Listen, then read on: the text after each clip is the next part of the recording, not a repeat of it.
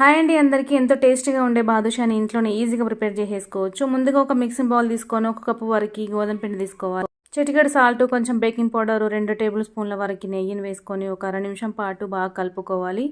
కొంచెం కొంచెం వాటర్ వేసుకుంటూ చపాతి ముద్దలా కలుపుకొని ఒక హాఫ్ అన్ అవర్ పక్కన పెట్టేసుకోవాలి. పిండి ముద్ద ఖచ్చితంగా హాఫ్ అన్ అవర్ ఖచ్చితంగా నానాలండి. అప్పుడే బాదుషాలు బాగా వస్తుంది. షుగర్ సిరప్ కోసము ఒక గిన్నె పెట్టేసుకొని 1 కప్పు షుగర్, 1 కప్పు వాటర్ వేసుకోవాలి.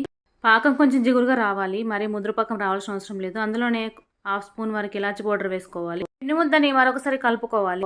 కొంచెం కొంచెం పిండి తీసుకొని బాల్స్ లాగా చేసుకొని మధ్యలో ప్రెస్ చేసేసుకోవాలి. అన్నీ అలాగే చేసుకోవాలి. డీప్ ఫ్రైకి సరిపడా ఆయిల్ వేసేసుకొని ఆయిల్ గోరువెచ్చగా ఉన్నప్పుడే బాదుషాలు వేసుకోవాలి.